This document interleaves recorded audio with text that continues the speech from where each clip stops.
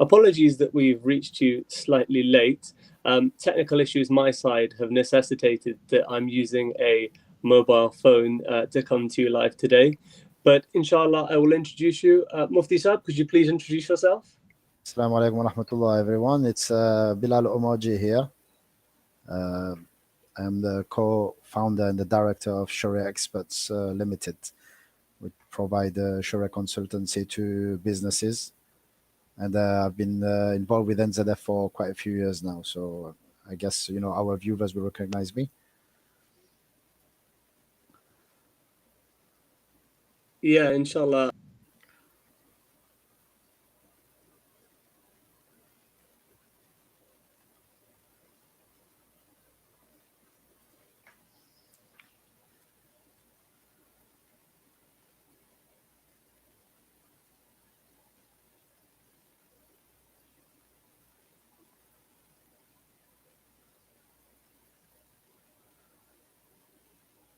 Aziz, are you still on? Can I hear you Okay, now? sorry about that. We're No, having a lot of everything, technical issues my side. Can you hear me? Yeah, I can hear you now. Sorry. I think you're muted for me. Yeah, I can't hear anything. Could you try that again? Yeah, can you hear me? Hello? No, nothing. You cannot Subhanallah. hear me? Okay. No? This program. Can you hear me? Give me a thumbs up if you can hear me. You can hear me. Okay. It's my side then. I'll leave and join again, inshallah. All right, okay.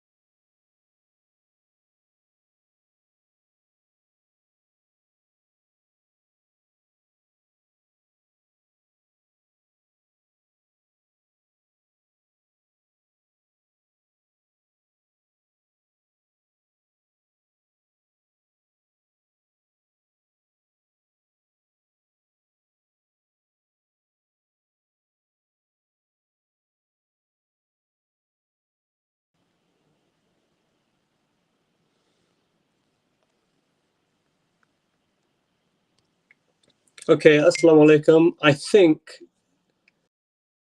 this should be working now. I think we're there. Assalamu alaikum.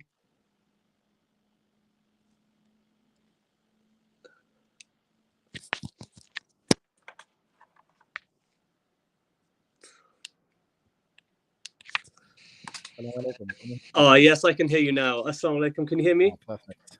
Okay, Yes, I we're can hear there. you. Alhamdulillah. Okay, that's perfect. Okay, we're there. It's Finally. quite annoying actually, because when I was trying to figure out the settings, we actually had 10 or 15 people there on the live stream. So there's All right. definitely a lot of demand for this very interesting topic. So now that the stream is officially live, we'll just see if it picks up again. I will also go on to LinkedIn myself and just Okay. see if I can access it there, just as if I'm an actual user of this webinar. Because it's not showing any viewers, but I know that we were accessing quite a few people. Okay.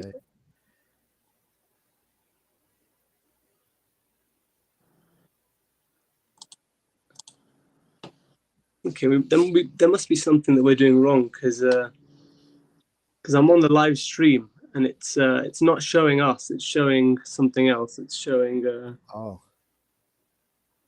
Okay. Let me try on my side as well. Yeah, try on your side too, inshallah.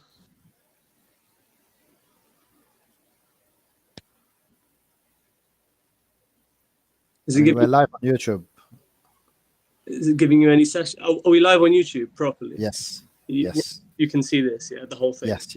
Yeah. Okay, fine. That's good. So we'll just give people a few seconds, I guess, to get logged in. Yes. LinkedIn's always running a bit slow, I think.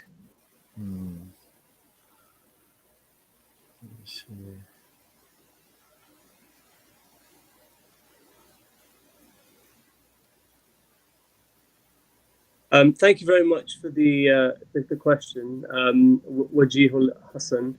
I think the intention was to record them, but given the tech issues today, I think I may just not record them so that we can forget that this technical glitch ever happened. But inshallah, I think why not we try and begin? If there are any listeners, could you please comment so that at least we know that it's working correctly? Sorry, Musab, you already given a brief introduction, but could you do it again, please? Now that we seem to have finally got the webinar working correctly. Yes, inshallah. I am Billal Omerjee. I am the co-founder and director of Sharia Experts, and I'm also Sharia advisor. Marhaba. I've been involved, as I said, with NZF for quite a few years now, so I'm sure some of the viewers, inshallah, will recognize me. Oh, Aziz, I think I've lost you again. I'm back. Sorry, no, I'm here. So yeah, you're involved for a few years. So essentially, do you provide Sharia advisory services to the general public?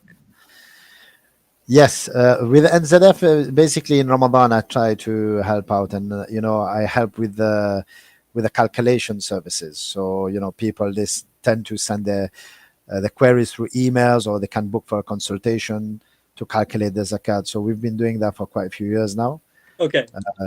But yeah, alhamdulillah, it's quite successful, to be honest with you, as a service, and it's quite unique as well, to be honest, in the UK.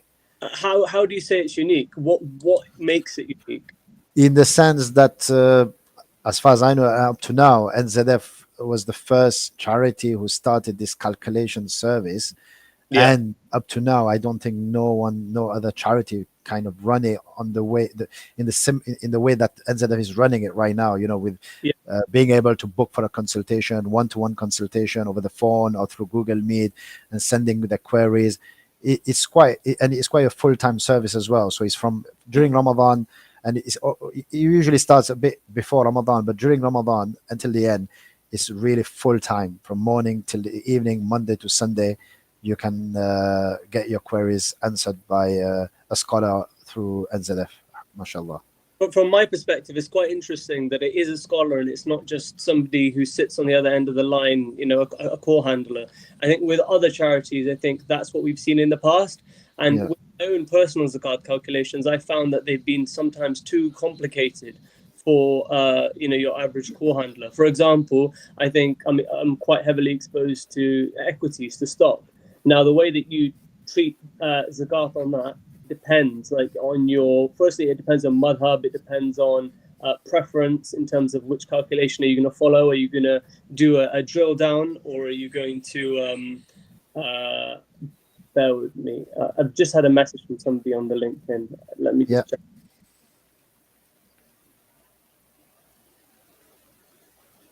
Okay, no, I couldn't see the comment section. There are people watching, I think.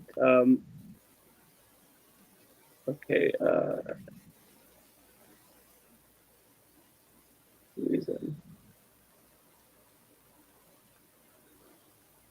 Sorry. Okay, I've responded to somebody who was just questioning whether we can see their comments, and to be honest, no, I can't. I can't even see the LinkedIn comments. Bear with me. Let me try again. Inshallah, we'll get there. Inshallah. Anyway, yeah. So my own calculation, for example, it's quite complicated because I'm exposed to equities, and secondly, I'm against people generally applying budget rules. So, for example, I've been questioning the application of the 25% rule when it comes to for stock investments, because my own calculations, although they're slightly flawed, I have some issues with my calculation. For example, for the past 4 years, I've been calculating it based on stock. I haven't been deducting liabilities. I've just been looking at assets divided by market value. Now, obviously, that results in a high figure. However, my general feeling is that 25% is probably low in a situation of economic decline. For example, now we have a situation where stock markets are depressed relative to their cash holdings because of the recession woes almost.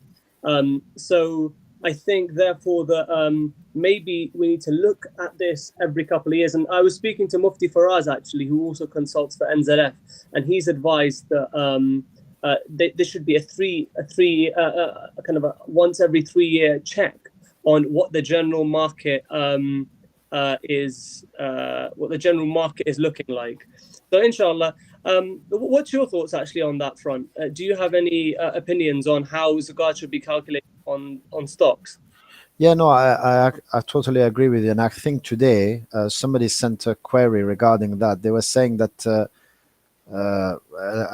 it's about Wahid, basically. Wahid Invest apparently previously used to advise people to calculate zakat on 25% of the total value of their holding, if they were holding it for long-term purposes or for dividend purposes.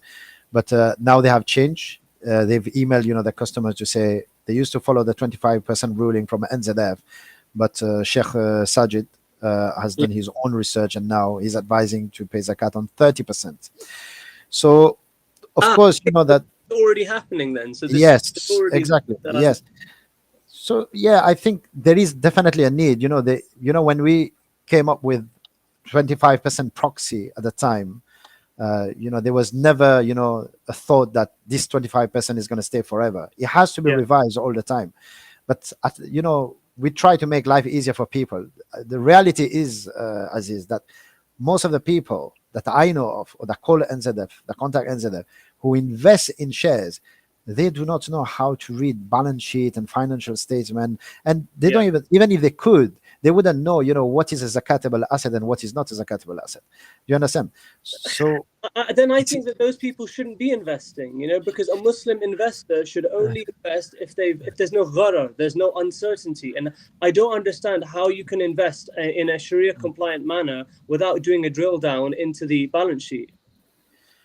Yeah, no, definitely. But I think, you have these people that do not know what they are investing to when it comes to Sharia compliancy. They don't know whether it's halal or not.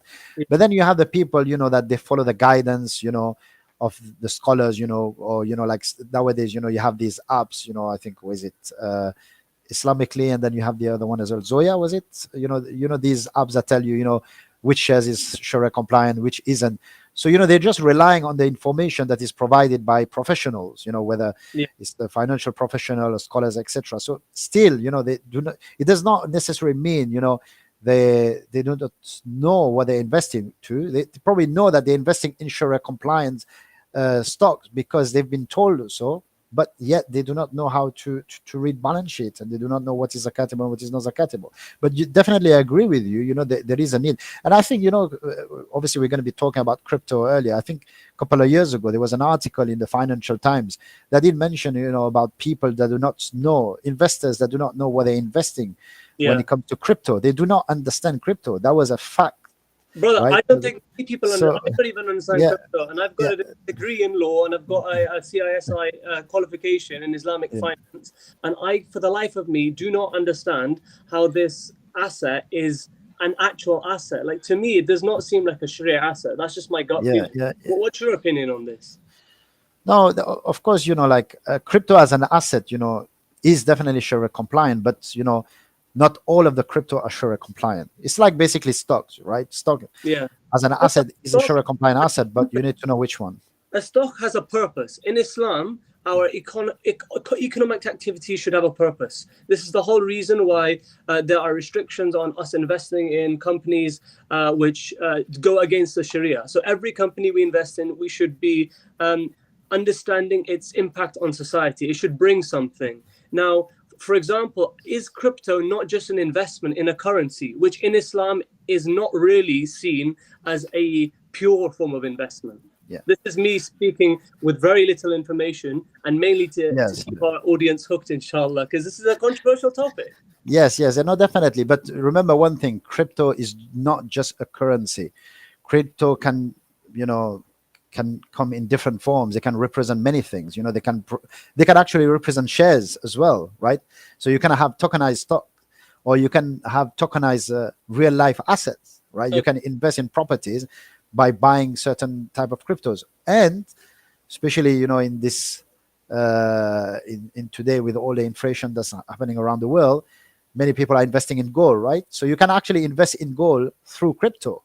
Yeah. So crypto is just a mean to something. It does not necessarily mean that you're investing all the time in currency. You're linking it to the blockchain then. So Yeah, your exactly. definition of crypto is linked to the blockchain as opposed Exactly. to currency, which is what people generally understand crypto Correct. mean. Fine. Yes. But yes, you're right that there are certain type of crypto that has no purpose at all whatsoever, Yeah. right? And we have to stay away from it, definitely. I think, firstly, I think we're only showing one user here viewing, and that's me on my computer, I think. But I know from my messages that a lot of people are watching. So, sorry, if anyone is trying to get a comment through to us, but it's not coming through, if you do what somebody else has been doing and just go on Aziz Deen LinkedIn and message me directly your question, we'll do our best to make this work. And again, I'm really sorry. It looks like my work computer's firewall isn't allowing me to use my usual setup when it comes to webinars. But we have our first question from Talgat Azibekov. How can we pay zakat from Bitcoin, Ethereum, and Marhaba tokens? Okay. The Bitcoins and anything that is like Bitcoin. So Bitcoin essentially, for those scholars, who believe that Bitcoin is Sharia compliant, Bitcoin is a currency. So it's just like money, fiat money, or it falls under the category of gold and silver, etc. It functions like money. 2.5 then? Is that a straight 2.5? Exactly. 2.5% of the total value of your Bitcoin. Anything similar to Bitcoin as well, i.e., anything that functions as money, even within its own ecosystem, will be treated as money. So it can be like, for example, something like stablecoin, USDT stablecoin, that functions like a payment mechanism, is going to be 2.5%. The Marhaba token, Marhaba token initially was meant to be, or it is still, a utility token. Right now, there is a specific ruling about zakat on utility token. We can discuss it later on, inshallah. But I believe Marhaba is a type of hybrid token that provides utility, but also functions as money within its own ecosystem. For example, you have like the Souk NFT, where people can come and buy NFT and they will pay with Marhaba token. So it has a hybrid function. And all the tokens that has a hybrid function, i.e., they provide you with a utility, but they can also function as money, you will have to treat them as money and pay 2.5% of the total holding. That is my opinion. However, Marhaba has got hasn't issued any official statement Yeah. about the zakat on marhaba token at the moment. Yeah, and I think this comes back to a discussion I was having recently. So I said to my friend, look, it's important for a Muslim investor to be diversified. So it's important to have loads of different assets. And your zakat calculation, if it's complicated, it's probably a good thing. It means that you've got a good balance of cash and cash equivalents, and also investments which produce return. Now, he was kind of indicating to me that investing in the stock market in order to reduce your zakat liability is wrong. Now, although, so it's from my own perspective, I don't invest in the stock market to reduce my zakat liability, but it definitely factors into my consideration. Because, for example, if I could pay less zakat than it would be on cash, I'm incentivized as a Muslim to put my money into the economy, which surely is the point of zakat, to keep money circulating in an economy. And I was reading, I think it's in the 29th chapter of the Holy Quran, it says, Allah mentions the one who hoards wealth and sits on it. He doesn't spend it. Now, the whole point of investment is that you're circulating money and people can share in the rewards either as dividends or as employment checks. So what's your thought on that? Should Muslims, instead of being so overexposed to cash and cash equivalents, in order with even, for example, the intention to reduce their zakat liability, is that an issue, or should we be doing it purely for investment purposes? Now, before I answer this question, let us, not scare our viewers that they're going to think, they cannot park their money anywhere, if they want to like invest in lands or any non-zakatable asset. You can park your money anywhere that is halal, right? Even though the asset might not be zakatable. So if tomorrow you want to buy lands and you want to buy properties to put it on rent or for personal use, etc., just to protect your money, you don't want to keep the cash, that is absolutely fine. That's one thing. However, the question that you have specifically asked, what if somebody tried to avoid the zakat payment by purposely investing their money in certain asset? And you mentioned stock, Aziz. Yeah. But remember with stock, you at least you still have to pay 25. Well, if you go with the NZF ruling, it can be 25% zakat. That's a substantial reduction. That is, imagine people. Sorry, let me just clarify for everybody. Yeah. 25% of, let's say you put in $1,000, 25% of that would be a zakatable calculation, and then just 2.5% of that. That is minuscule relative to the amount I would pay on my cash. Definitely, it's going to be minuscule. But what if somebody tries to avoid paying zakat altogether by investing in diamonds, for example? So instead, and I have heard people doing that. I've seen people, what they do is they don't want to pay the zakat on the gold, so they sell all their gold and buy diamonds instead, because they don't need to pay zakat on the diamonds, right? So, and we are saying that, but there are other people, especially those who follow, for example, because the Hanafi madhab is quite easy when it comes to zakat fiqh issues.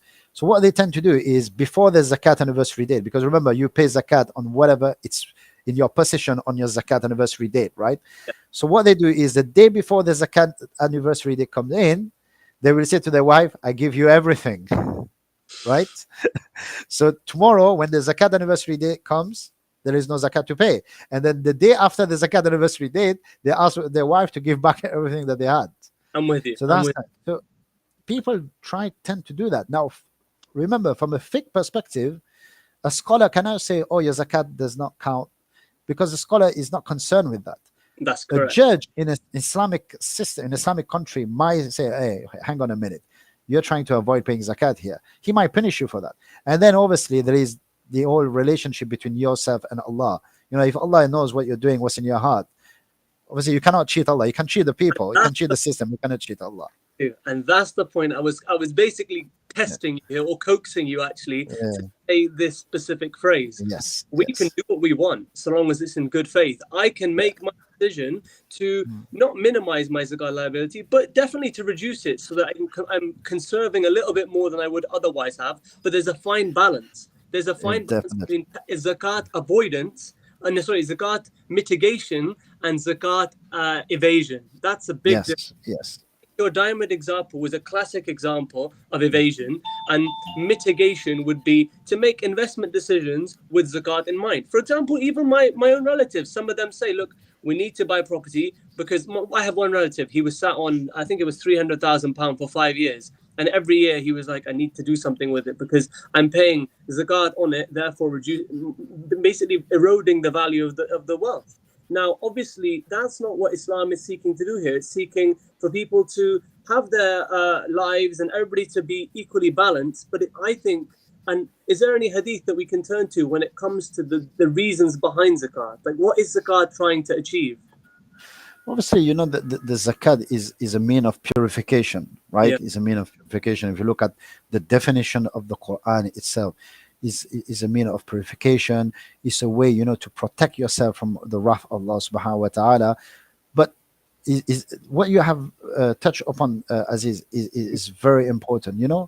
I was thinking earlier, and this has been in my head, so that our viewers know, I'm not in the UK at the moment. I'm in Reunion Island, yeah. And ever since I have arrived in Reunion Island, I've noticed something, which which was the case as well in the UK, but I never paid attention before, is that I noticed various type of zakat payers. You have those people that do pay zakat. They don't try to avoid paying zakat. But when they pay zakat, they do not try to look at the impact that the zakat has. And when you try to discuss with them about, how do you think you can make your zakat work in a very impactful manner, or how zakat can probably change society or the community around you, they're very evasive. They're not concerned with this sort of discussion. They're very not concerned about this sort of discussion. On the other hand, you have people that do understand zakat. They do understand zakat. They have the knowledge of zakat. They do pay the zakat, and they want the zakat to be impactful. But at the same time, some of them tend to, I think there's too much of a commercial aspect, that how can I get the best return when I'm paying my zakat? And, they get sidetracked by this idea that, it has to be the best return when I'm paying my zakat. And then, they get sidetracked. How? Because maybe in the end, they want to invest zakat in non-zakatable avenues. And I was actually thinking about that. Why is that? These two group of people that do pay the zakat, they have this different approach to when it comes to zakat distribution. So And what's your example? Well, give me an example of a time when someone is trying to benefit from their zakat, because that seems to be your angle. They're trying to seek how they can personally benefit. You can have either people who want to spend zakat in non-zakatable avenues. Maybe, for example, zakat. The common question we get every year with the NZF is, can you use zakat to build a hospital, for example? Okay. Right? Or can you use zakat to build a masjid? Now, we cannot use zakat for these sort of avenues. They're clearly excluded. The Quran clearly excluded. In Surah Baqarah, is it? Surah Baqarah? So you have Surah in Imran Surah Tawbah, you have in Surah Tawbah, the 8 categories of zakat recipients, in the sadaqat, and it's all in one verse. Yeah. It's all in one verse. These avenues, these categories of people Allah subhanahu wa ta'ala has chosen for us to give the zakat, they cannot be changed. Okay, we can adapt, the definition through, various contexts. Like, for example, when Allah subhanahu wa ta'ala speaks about fi sabilillah, giving zakat to those who are in fi sabilillah. Okay, what does it actually mean? Yeah, you can probably look at certain contexts, but you cannot just open it to everything that comes under fi sabilillah, because you know what I mean. And I think some people, though, is because they want to spend the zakat in the best way possible, but I think they are affected. I forgot the name and the author of a book. Recently somebody wrote a book about yoga, how yoga is linked to capitalism. Okay. And I think, especially when it comes to zakat payment, some people, they are affected by a capitalist mentality, that how do I get the best return when I'm spending my zakat, i.e. in a monetary term, not in a rewarding term. Or they're not thinking, they stop thinking about, am I really pleasing Allah subhanahu wa ta'ala? Yeah. The way I think it's a lack of an understanding lack as of to understanding. the theory of zakat. Now, it's not, that's It's actually our fault. People like me, people like you, people who are financially very literate when it comes to Islamic finance. And we're doing a job now, actually, in terms of propagating this information to make up for the years before where we may have not. Like, for example, I wish that I could explain to my friends more often. I now do, but before, I never said to them, look, the reason why we do zakat is because it's an act of ibadah. Instead I'm telling them you got to pay 2.5%, you got to pay 2.5, yes, calculate it, take it seriously. Instead of that, treat it like God intended it to be treated. Number one, act of ibadah. Number two, to benefit the 8 categories of people. And number three, so that you may also part with your wealth and not hoard it. And then we turn to the beautiful topic. And I definitely think, although this is a zakat stream, we need to talk about sadaqah, because sadaqah is such an important aspect of our faith. For example, if you look at the Holy Quran, it says, if you give something to God, He will give you it twofold, or He will multiply it for you. If you give to God a goodly loan, this phrase is repeated oft throughout the Quran. And I'm sure the stories from the Sahaba radiallahu anhu who had a lot of money at one point, and by the evening they had nothing. I think there's a hadith exactly on this very point. So could you tell us a little bit about the context within which zakat operates, from firstly from a ibadah perspective, but also down to the sociological aspect? Sorry. and Aziz, here I will say that money. There's a book that's called Money Talks, Yeah. right? Money Talks is a beautiful book. It's got a lot of authors that have compiled, Yeah. some of their ideas about what they think money is. And in there it explains that everybody sees money differently, right? Like, for example, a student that's saving money, to pay, for the student fee, right? So he's gonna see, or she's gonna see the money in a different way than a child who gets money from the parents, right? Yeah. They will Yeah. see the money differently. Yeah, they have different objective.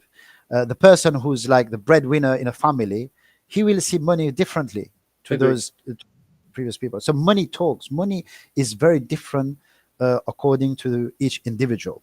When it comes to zakat as well, it's the same thing. It's the same thing. People see zakat payment differently because, as I said, some people, they're kind of motivated by the return. They're totally motivated by the return on how they're spending the zakat. At the Yeah. same time, there are people, they're not motivated at all they think about is, I need to give my money to charity. I need to give my money to charity. So we mentioned about the 8 categories of zakat recipients. They ignore they just keep in mind the first two, the fuqara and masakin, the Yeah. poor and the destitute, and then everyone else is forgotten. No, I need to give my money to somebody who's poor. And the idea of poor is poor, somebody who's on the street, a homeless person, an orphan, and then everyone else, they forget about. And why is that? Why? Because they see money in different manner, right? But the first thing that they need to do, and this is the same thing with every act of ibadah, especially like, for example, we know when Allah subhanahu wa ta'ala talks about salah, what is salah? It's an act of ibadah. It's you basically having a discussion with Allah subhanahu wa ta'ala, when this, but how do we bring that into our life? If we do not think about it, we do not raise that awareness. Alhamdulillah, mashallah, today, nowadays, you have people like the ex-CEO of NZF, Iqbal Nasim, who have these courses, Yeah. to try to do these courses, to bring people to realize that, hang on a minute, don't just go and, stand, in a masjid, raise your hand, Allahu Akbar, and that's it. You need to realize what you're doing. This is salah. What is the salah? You need to understand that. And it's the same thing when it comes to zakat. Zakat is an act of ibadah. It's not just money there and that's it, or just build something here, build something there, or we've helped people and we've done something beautiful and we're going to be writing books and articles and academic research about it, and that's it. No, it's first and foremost an act of ibadah, and we have to understand that.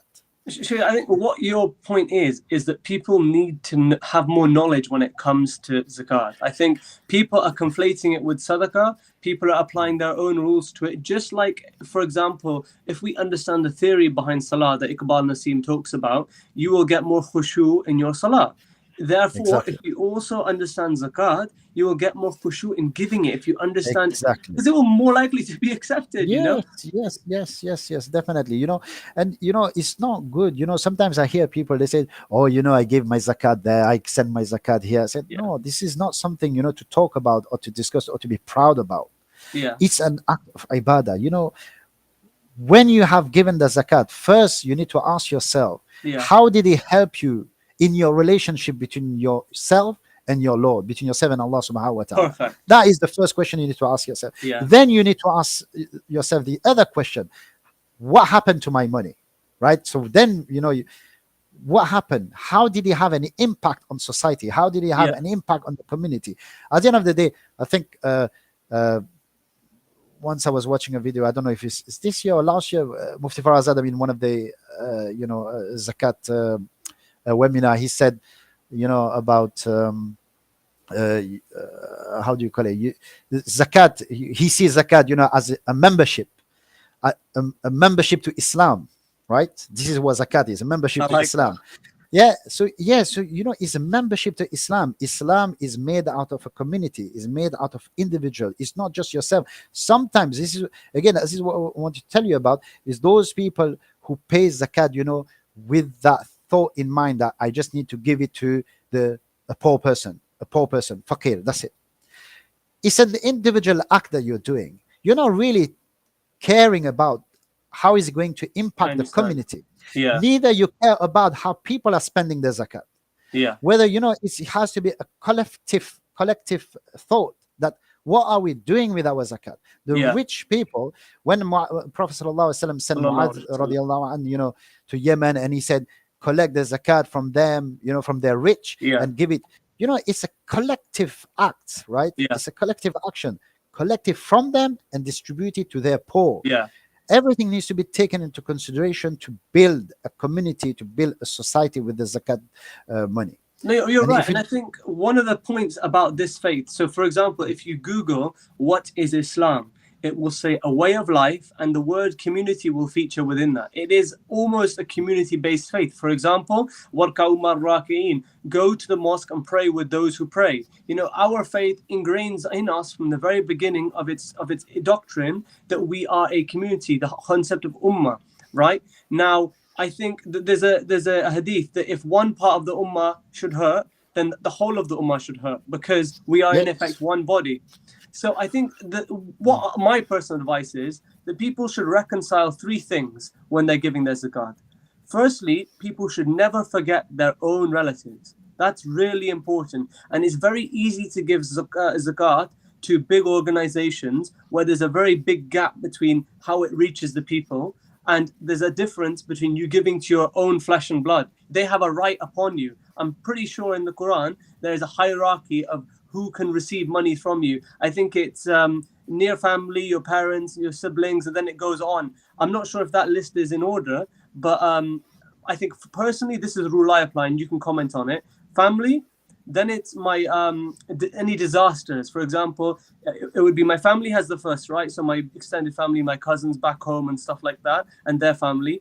And then second, it would be if there's a disaster. For example, in this year it was in Syria and in Turkey, so they got the second share. And my third share, which is not an insignificant share, also went locally. So this year I applied this characteristic. Is this in accordance with Sharia? when it comes to zakat, of course, the Prophet sallallahu alaihi wasallam have taught us, when to give sadaqah, to give charity to the members of your family is the best form of charity. Why? Because there's a double reward there. One reward is, of course, you're giving your zakat or your sadaqah, but at the same time, you are strengthening the family ties. So you get double reward. After that, the scholars, they are all in agreement that the best place to distribute the zakat is locally.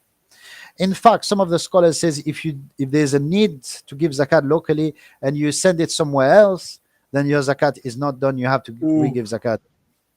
So local, again, Aziz, it comes back to what we were saying. Understanding the two aspect of the zakat, the connection between yourself and Allah subhanahu wa taala, But the as an act and community-based ibadah thing as well. and the community bit.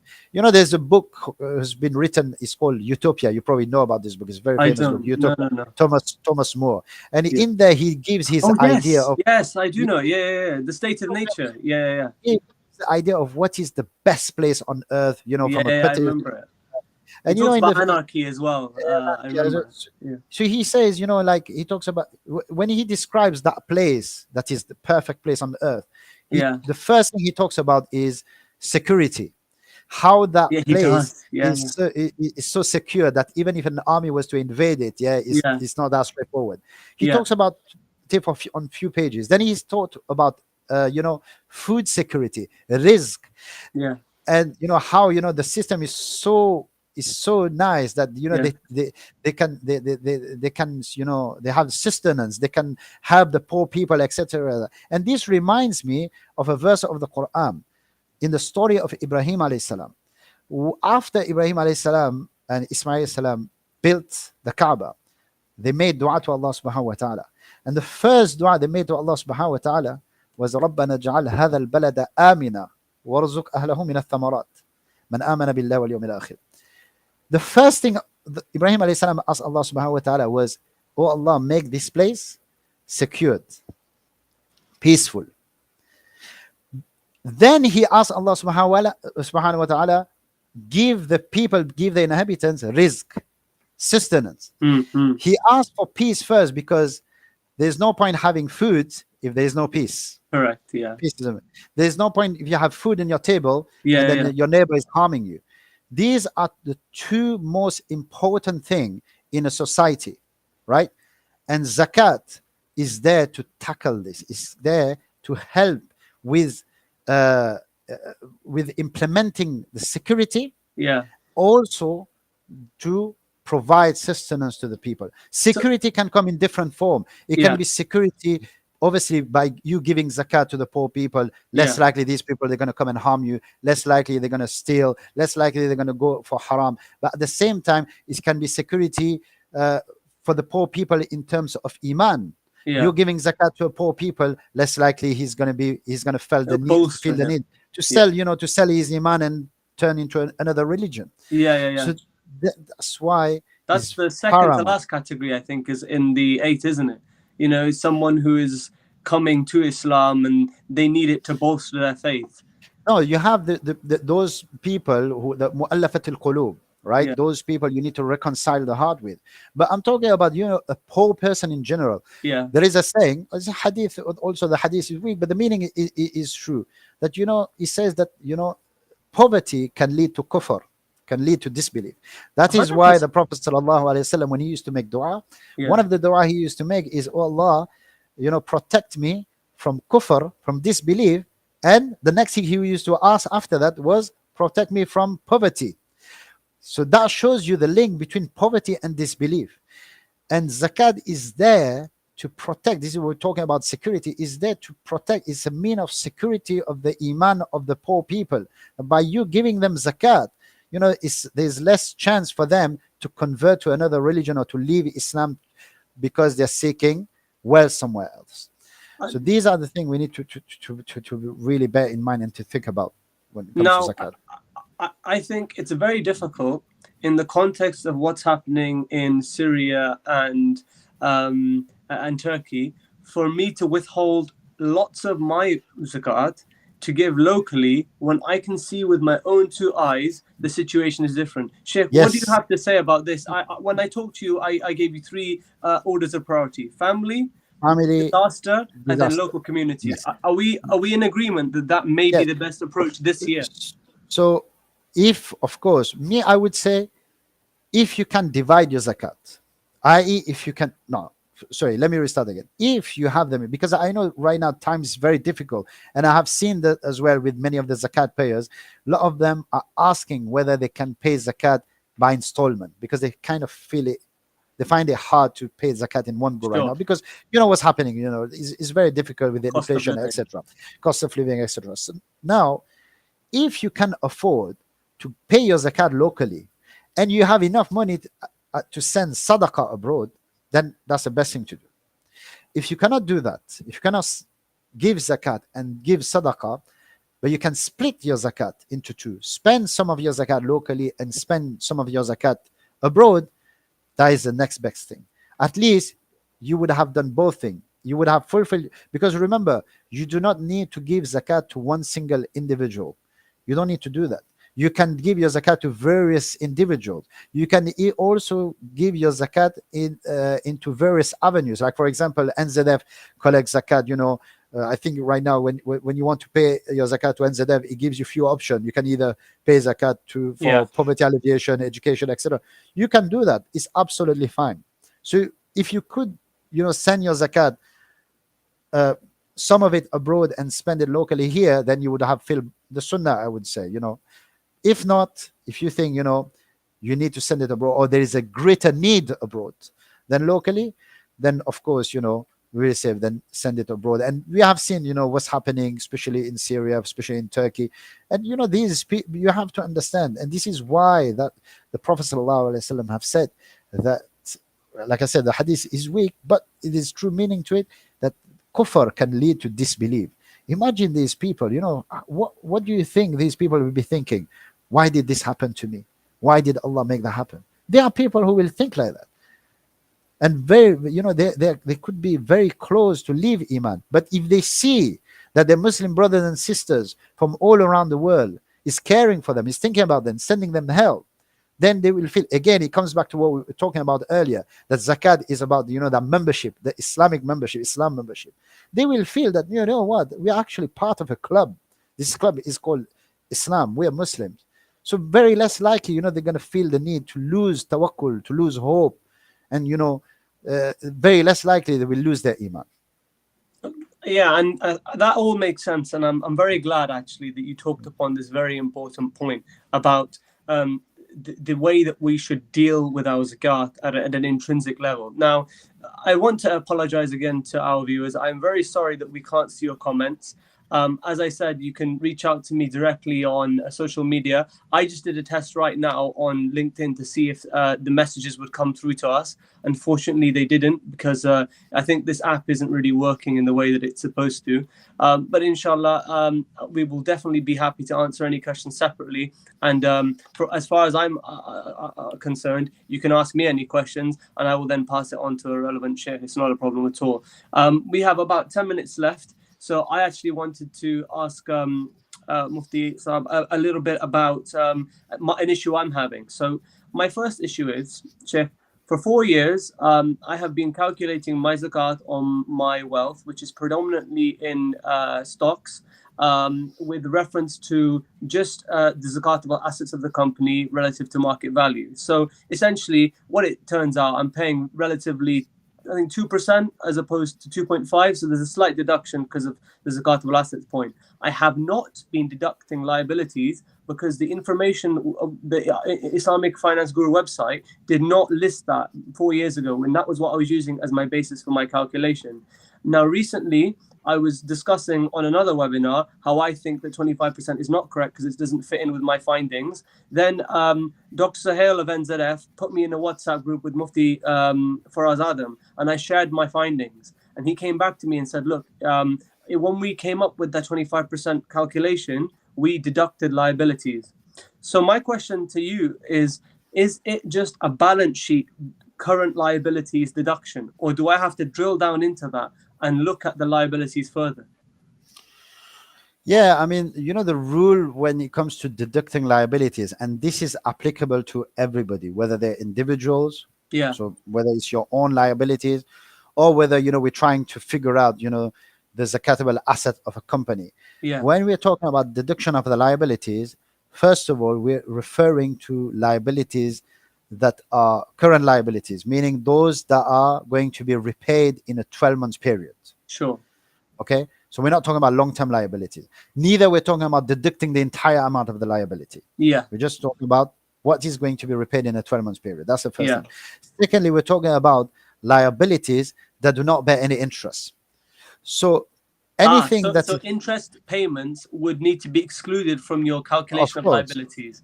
Definitely, okay. Yes. And is that very clear in the balance statement usually? Do they have a provision for interest, for example? So it can be anything that is related to interest or any other haram debts. Would it any be other haram short-term debt? So should we just rule out short-term debt as a category when we look at the balance sheet? I would say if there is no information on the interest part of the debt, then do not factor in. Do not factor in. So, If for example, you, if in the balance sheet it does not mention interest specifically, then yeah, just use the liabilities figure as it is. yeah, you can. I mean, you might say short-term debt, right? But then sometimes you need to look at the notes. Well, they might explain to you. Yeah, Sometimes it might say short-term debt, but it can be like, for example, bank loan, for example, yeah, or so. If you think, okay, it's bank loan, but there is no indication on how. If it's a bank loan, yeah, yeah, most likely there's going to be interest on it. yeah. But what if there's no breakdown of the interest? Sheikh, the Like issue you I don't. have is I'm spread out against, let's say, 47 companies. So it's how can I look at the notes for every single company? I've not got a I lot know. in them, but it's Yeah. still spread out for diversification No, reasons. no. That Aziz, that's what I'm saying. Obviously, Yeah, the best way, and you mentioned about 25%, 30%, which one is the right one. I mean, yeah, the correct approach will always be to do the calculation by looking at each individual company's balance sheet and financial statement. yeah. Right? That's what I'm doing at great Yeah. personal disadvantage. It takes forever, honestly. But Yeah. in my understanding, because of the level of education that I have, it didn't Yeah. seem right to follow the 30% calculation when I know that information is easily accessible for me. Yes. Now, one thing I will say though is that at the time when we did the research on the 25% and we came up with this proxy, Yeah, the 25% was quite a safe figure, yeah, meaning most of, as far as I remember, obviously because we done it a few years ago, I think yeah. 2018 or something, but as far as I remember, the correct figure was around 18% or 19%. I Fine. don't remember there was anybody that reached 20%, and even if there was, maybe it would have been like one company or two company, and that's it. Yeah. But 25% was like for us a very safe amount. Fine. So that's very important to Understand? note then. So Yeah. your calculation already is paying above what the Yes. actual rate should be. Correct. Correct. Fine. So Yes. then, and when you were looking at your figures, were you looking at current liabilities, or were you doing a drill down into that and looking for, were Yeah. you spending more than 20 minutes, for example, looking at the current liabilities? Yeah. So I mean, usually current liabilities usually what is going to be paid within a 12 months period anyway, Yeah. usually. But yes, we did look at notes. We did do a proper drilling. It was not just going through a balance sheet, within 2 minutes and that's it. We did Fine. a I proper think in research on that it. case, then my approach going forward will be as you say. So I am going to do now. This is the second question, and I'm sure many viewers on here will be interested to hear your response to this because it's about the nature of payment of zakat. So I have therefore overpaid quite substantially for the past 4 years. Can I use those overpayments to offset my future liability? Yes. So you have three options. Yeah. Your first option is, as you mentioned, you offset it with your future zakat liability. So if you think, okay, I've paid £1,000 of extra zakat, Yeah. then okay, you're gonna offset that with any zakat payment for next year or the year after or whatever, Yeah. because you can pay zakat in advance, right? Yeah. So you can do that. The second option is to say, okay, you know what? Maybe I have some missed zakat in the past years. And I So do. you're gonna, I have, yeah, for example, this just to add in here quickly, yeah, guys. If you have a student loan, or I didn't have a student loan, but I had money when I was 16 or 17, I did not realize that it was above the nisab threshold. So I actually have to make payments on that. I just wanted to tell you all that the nisab threshold is circa £200-300. As soon as you go above that, you need to pay it. It's not your first salary, which is for some reason when I started paying. So I need to yeah. do. So you're right, Sheikh. So I also have to pay on. I could use that basically to recoup. To offset. Shit. Exactly, Perfect. exactly. So that's So number that's the two. second. That's number two. Number three is to say, you know what? I've overpaid the zakat. I'm gonna let it count as sadaqah. Yes, and I was Okay. thinking about that. That is a very important option as well. Maybe like there's an element of 1 and 3 together actually, or Yes. 1, 2, and 3 in my case actually, because I had missed payments for when I didn't actually understand the nature of nisab and stuff like that. Me, I would say that first of all, if you choose one option, you cannot change it. So if you make your intention for one thing, you cannot change it after that. Okay, fine. Yeah. What I would say though, I'll and leave what it I there always say to people is that if you feel you've overpaid your zakat and you do not want to offset it with future payments, if Yeah. you don't want to offset it with future payment, then make the intention that any overpayment of zakat will cover any underpaid zakat payment in your lifetime. Yeah, yeah. And to be Yeah. theoretically, I think that would Yeah, probably cover it. Yeah. exactly. If you don't have any underpayment and underpaid zakat, Yeah. then that money is going to count as sadaqah anyway, Yeah, yeah, yeah. right? So it's a win-win situation. You don't need to specifically have the intention, no, I want it to count as sadaqah. No, Yeah. just make the intention that it'll cover any uh, zakat payment that has been missed. And Perfect. if there's nothing, then it'll count as sadaqah.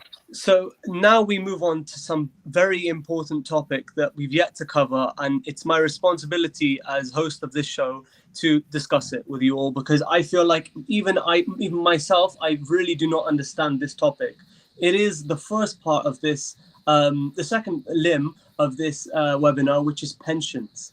So Okay. I'm going to use myself as an example, and I'll tell you a little bit about my pension situation, because it's probably the same as most of you. So I'm happy to share this information. Yeah. So Yeah. in the past 4 years or 5 years I've been working, I prioritize my ISA, which means that my pensions are steadily accruing in the background, but I don't have any control over them. I'm not looking at them. I pay in the mandatory 5%. My employer pays in 3%. I'm at 8%. And I've been doing that for 5 years. I don't even know where it's invested. And inshallah, at one point, I'm going to make it Sharia compliant. It's just been something that's very difficult to do, because every time I call up the pension provider, they bring me around in circles and they make it very difficult for me to actually understand how I can move from a non-compliant to compliant. So anyway, that's the situation. So I have therefore not counted it as part of my zakat estate. So it's not a defer, it's not a end benefit. It's something that I'm contributing to out of my own income. Sheikh, what should I do as a starting point? Because I know for a fact 5 out of every 10 people I speak to are in the exact same position as me at this age. We don't know what to do about it. We're kind of ignoring it because we can't touch it. Look, first of all, there are a lot of people that are confused about whether zakat needs to be paid on pension contribution or not. Yeah. You have, okay, we'll say 3 types of pension contribution in the UK. Your NI contribution, which becomes your state pension later on. So whatever. So really, when you do your NI contribution, the government collects it, and essentially what they do with it is probably they spend it, or on people who are already on pension. Yeah. You don't pay zakat on that part, the contribution amount. You don't pay zakat on that. Then you have the defined benefit scheme. The defined benefit scheme or final salary. So it's a deferred payment. People out there. So just to make it clear to the audience, you get this like 1 every 10 at the moment. Any new job is very unlikely to have it. Your dad might have it, your uncle might have it. Yes, very unlikely. Yeah. And however, people that work for the government, or teachers, people that work for the NHS, they have this type of pension. Okay, that's good to know. Oh, I did not know that. So teachers' pensions are defined benefit, are they? Defined benefit. The NHS, I think they have a scheme that's called the care scheme. Yeah, I've heard of which it. is a final salary scheme. Okay. So these defined benefit scheme, they're not zakatable. You don't need to worry about it. Okay. And why is that? I think people should know. Because the defined benefit scheme is a deferred payment of your salary. Okay. Now remember, this is a general rule as well, that zakat is paid on business assets. And what is defined as a business asset is anything that you purchase with the intention of selling. Any asset that you purchase with the intention of selling, it is considered to be a business asset in the zakat context, and therefore you have to pay zakat on the full value of that asset. However, you do not pay zakat on services that you sell. So for example, you're a lawyer, right? You offer services to your clients. Now, sometimes there might be a client who's going to delay in their payment. They're not going to pay you until, a few months down the line. Okay. Now your zakat day comes and you are owed money. Do you pay zakat on that money that is owed to you? You don't have it, so how can you? You don't pay zakat on the money because you did not sell any tradable asset. You did not sell a business asset. What you sold is a service, I right? understand. Okay. So we call that, the Hanafis, they have various type of debt, strong debt and medium debt or weak debt. So he falls under this category, this debt that is owed to you in lieu of a service is not zakatable because it's not considered to be a strong debt. A strong debt is when you lend money to somebody and they owe you, or when you sell a business Agreed. asset. Okay. Okay. Now, the defined benefit scheme is a deferred payment of your salary, i.e., you've sold a service and they owe you money. That's what it is. Therefore, you don't pay zakat on that. The money that they're putting aside, it's money that they're probably investing, or God knows what they're doing with it. But even if they were to invest, they're not investing it on your behalf. They're not investing it for you. You understand? They're investing it for themselves. It's for themselves. So because of that, you do not pay zakat on that money that is owed to you because you've sold a service. That's for the defined benefit scheme. The third type of contribution is a defined contribution scheme. So money that's market. for the viewers. That's for people in my category where the money basically comes out of your salary as a deduction, Yes. and it's just in a standard format. And it's how does it differ actually? Because you say the final pension scheme, the final salary, is based on service. Is this different? Yes. So here, what happens is that although your money is your salary payment is being deferred because they don't pay you that, that one portion, they just take it out and they're going to pay you later on. But what happens here exactly is that they indirectly paid you. How? They have put that money into a pension pot, and this money is working for you and is going to give you a return. Each year, actually, it gives you a return. And it's going to carry on like that until you retire after 30, 20 years, etc. When it comes to defined contribution scheme, the money is completely yours. And especially, since the law have changed a few years ago, you can actually opt out of the pension contribution now. So if you decide to stay, you stayed with your own choice. You can actually decide where the money. Some people say, "Oh, I have a pension scheme, but I do not decide where the money goes." No, your employer has decided where the money is going to go because you did not tell him anything.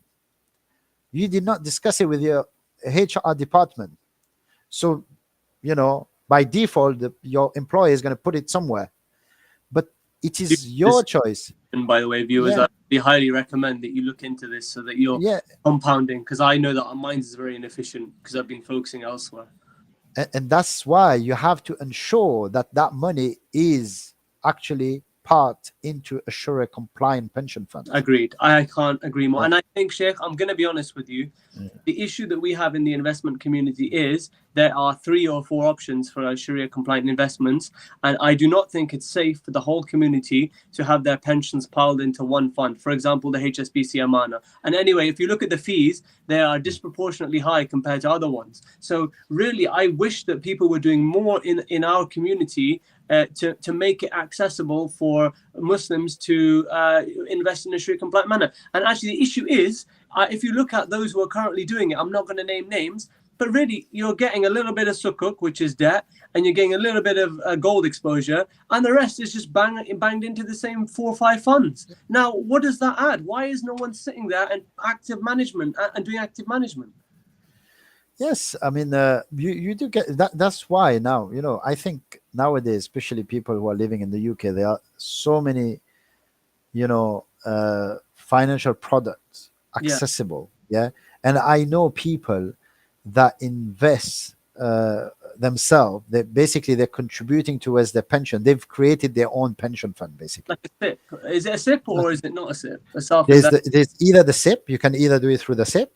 Yeah. But you can also do it on your own. I know people, they just basically, they invest in various funds and they just leave their money there. And they're thinking... employer method, using the pension. Exactly, yes. So what they do is, I think you should, contribute, I think, is it a quarter or something? Quarter of your salary. Yeah. So what they do is, the quarter of their salary, they just put it in various investment. Like you said, it can be sukuk, it can be stock, but they do it themselves and they change it. So basically, they're more free, to switch around. Sometimes they're going to move their money from one fund to the other, and maybe sometimes they're going to move it from a different type of asset. It can be stock. They're going to move it into crypto for a couple of months, and then they move it. And they don't touch that money. They just let that money grow. I think we need to speak to these people. I think if you can, be more than happy to discuss it and host it as well. I think we should do a program where we talk about Sharia compliant pension investment, because my brother, I think he's just whacked it into the Lloyd's system, and they've got one Sharia compliant fund, I think the HSBC Amana. And come on, if you look at the returns on that, and over the space of 20, 30 years, he will be massively disadvantaged relative to his non-equivalent. Right? Yeah. You can look at the returns because of the high fee, the way that the dividends are calculated, and also the fact that they're such broad. Like these Islamic funds, they seek to capture breadth. They don't do focused. So, for example, if we could find an accreditation system for an accredited fintech fund, or well, actually not fintech, it'd probably be agritech or something like that, something that's Sharia compliant. At the same time, I agree with you. Obviously, like they say, the lesser the risk, the less the return. The higher the risk, the higher the return. And I think some people sometimes they're just happy, to leave their money somewhere they know it's safe, even though the return might not be great. But yes, you have people that invest. You mentioned about SIP, and I think once I was talking to somebody who said, he's invested £80,000 of his SIP money in startup. Now we know, with startup, what is it, 98%, they all fail or something like that. Yeah. But it's only 3% that's gonna, that's gonna be successful. Yes, the return might be great. Yeah. Can you imagine, risking £80,000? The question is he benefiting from the EIS scheme? I think they repay. Do you know about EIS or not? No. I don't really know much about it, but I think there's a scheme whereby if you have a loss, the government gives you 40% back. So actually, even then, I wonder if that's actually fully Sharia compliant. Because exactly, that's the thing. you cannot invest in something, and have the guarantee, that my capital is safe. That is not Sharia compliant. Even if the government offers it to you, it is not halal for you to take that money. And I'll give you an example, viewers, actually. I have two very good Muslim brothers, really good Muslim brothers. One is a car dealer and the other is a medical professional. The car dealer took a loan from the doctor, and he said, look, I'm going to buy some cars and I'll give you a return of, let's say, £500, irrespective of whether I make the profit or not. And I came to the scene 3 transactions later, and I was like, guys, they were just telling me how great it is and how it's working. I said, but this is haram. You cannot have a guaranteed loan. Yes, there needs to be risk and reward. And that's a very key point of Islamic finance. You need to risk your money in order to attain reward. Otherwise, it is considered riba, which is excess wealth.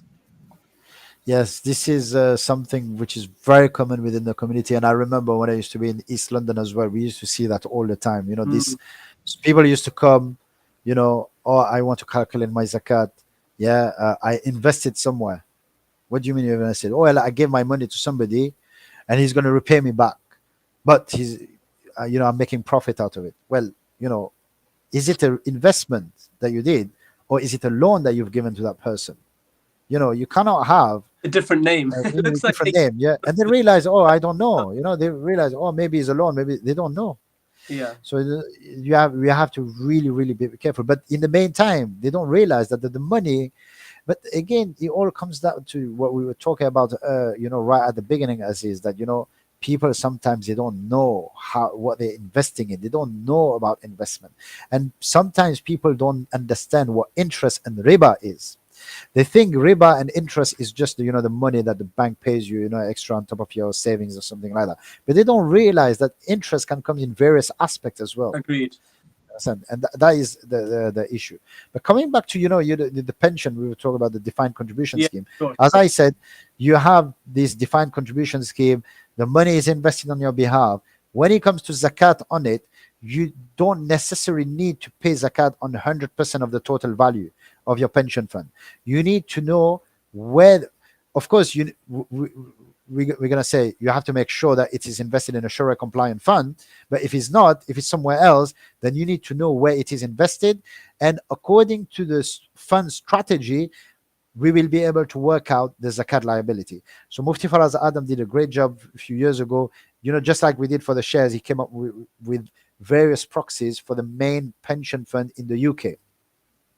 So, for example, if somebody has a Sharia pension funds, what are they? Like, how did you come to that conclusion? Like, because that's another issue. Because I don't think there are any main pension funds in the UK. So I think he looked at, I don't remember the exact number. Was it the 20 main pension provider in the UK, something like that? So he looked at the main pension provider in the UK. He looked at how they invest, and basically he came up with about five main groups of pension strategies. Like, for example, the first one is Sharia compliant fund.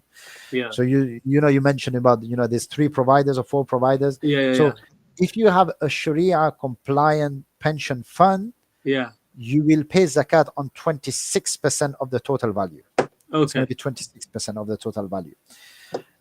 If you have an equity fund, so if it's mainly invested in equity, then you invest in 27%. Sorry, you pay zakat on 27% of the total value. Okay. If it's a mixed fund, like today I saw, I think it was from Standard Life, it was like a blended fund. So it's a mixture of things, like they invest in equities and bonds, etc. Or non-compliant? Of course, it's not necessarily. It's not going to be Sharia compliant, right? Because obviously they invest in bonds, etc., gilts, etc., which are not Sharia compliant. But if you have your pension fund there and you don't know about it, then you're going to pay zakat on 50% of the total value. So it's going to be 2.5% of 50%.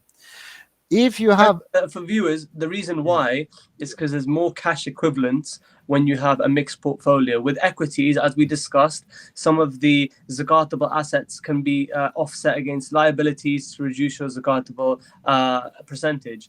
And even then, I think 26% again is still erring on the side of caution, according to their previous research. That is probably going to increase anyway when they look at it again. So the reason why it's higher for a mixed portfolio is because your gilt and your bond is effectively cash. It's a promise to receive cash, very similar to my car example that I gave earlier. And then you have the direct property fund. So if it's mainly invested in direct property, you pay 2.5% zakat on 15% of the total value. And why? Because the real estate income, correct? Exactly. It's mainly, real estate income. They don't actively, buy and sell, properties there. And then the last one is investment idea, guys. Like, look at these pension options that are available. Get away from your 50% exposure and think about diversifying, not just for your akhirah, but also for your dunya as well. Because for me, it makes a lot of sense to have some property exposure and to get away from gilts, which are giving you very little, especially in this relatively low interest rate environment. Yes. And talking about gilts, the last fund is basically a fund made out of gilts and bonds. You will have to pay zakat on 100% of your capital, but then the return is not halal. Sorry, so you will have to get rid of that fund eventually, and go for a Sharia compliant fund. These proxies, they are all on the NZF website. My advice to people is that it's very hard for a lot of people, to digest this. The fact that pension is zakatable, and then everybody goes into panic as soon as they hear about it. They don't know, do I have a defined benefit scheme? Do I have a defined contribution scheme? They don't know where their money is invested.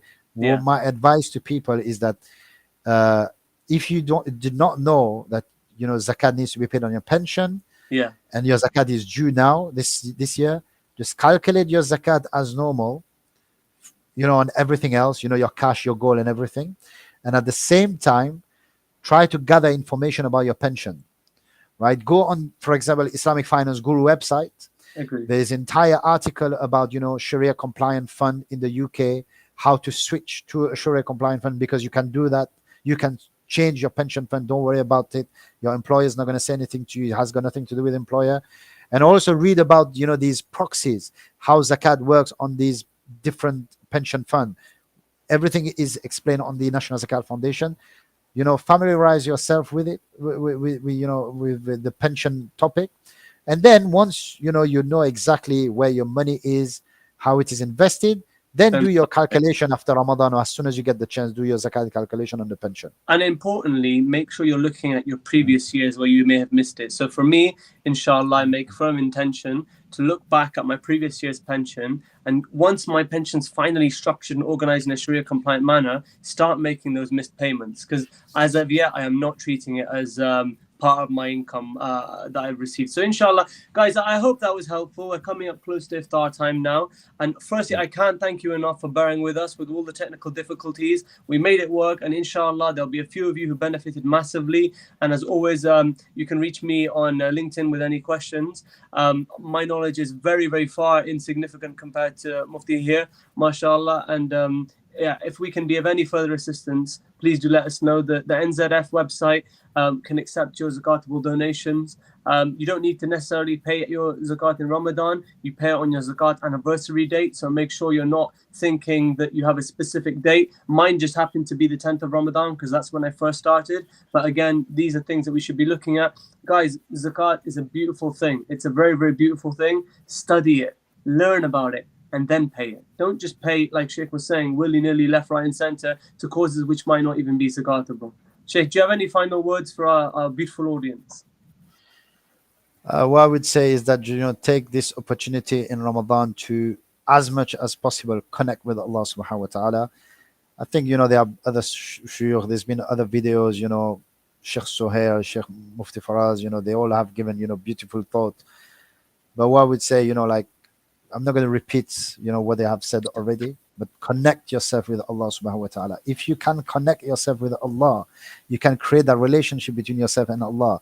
Then every act of ibadat that you're doing, whether it's salah, zakat, sadaqah, sawm, you will understand its impact on yourself and the people around you.